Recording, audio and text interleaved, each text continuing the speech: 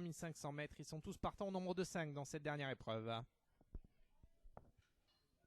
Allez, ils sont partis pour la 9e et dernière. Le réclamé en steeple réservé aux 4 ans. Le prix Édouard VII, 3500 mètres à parcourir.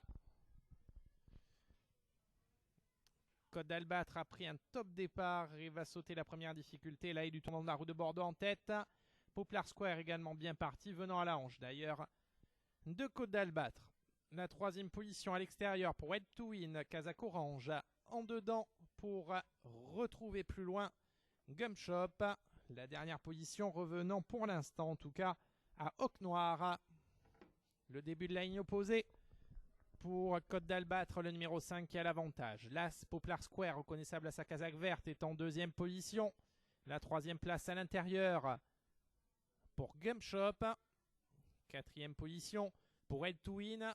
On ferme la marche avec Hoc Noir. La fin de la ligne d'en face bientôt. Côte d'Albâtre qui assure le rythme.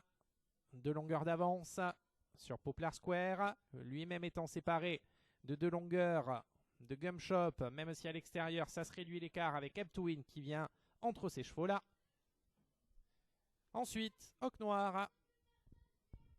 Le tournant pour le numéro 5 qui a toujours l'avantage, Côte d'Albâtre. 2 à 3 longueurs, toujours d'avance sur Poplar Square. À l'extérieur de Poplar Square à demi, Head to Win le numéro 2.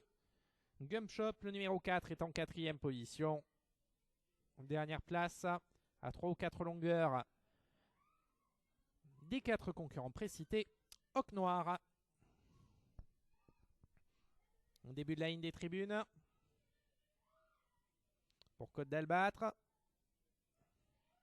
À l'extérieur, Head to Win. À l'extérieur, notamment, de Gum Shop. Poplar Square entre ceux-là. Et Hoc Noir. Allez, ils vont se diriger vers la rivière. Côte d'Albâtre. Même si à l'extérieur, on se rapproche. Avec Head to Win. Qui a été surpris, d'ailleurs, Head to Win. Pas la rivière. Mais l'ayant sauté d'ailleurs cette difficulté très convenablement. Poplar Square est entre Côte d'Albâtre et Head to Win en 2e position. Gum Shop et Hoc Noir. Poplar Square met la pression sur la femelle Côte d'Albâtre. Côte d'Albâtre lui repart un peu sous le nez maintenant à la sortie du tournant de la route de Bordeaux pour aller aborder la dernière fois la ligne opposée. Head to Win est en 3e position. Hoc Noir est 4e. Gum Shop est passé dernier. Même si le peloton est très groupé d'ailleurs, se tenant en moins de 2-3 longueurs seulement. Côte d'Albâtre ayant une petite demi d'avance sur Hoc Noir qui vient en une seule fois mettre la pression maintenant sur Côte d'Albâtre. Poplar Square 3e devant Gum Shop et Head to Win. La fin de la ligne opposée, l'allure qui s'accélère nettement.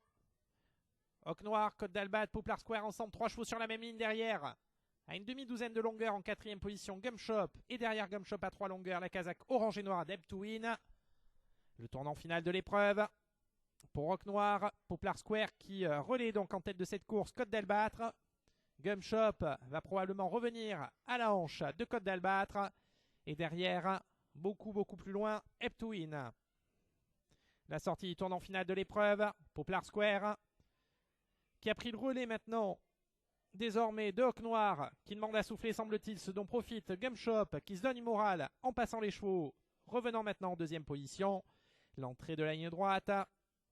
Poplar Square qui saute l'avant-d'air devant Côte d'Albâtre qui a fait une petite faute.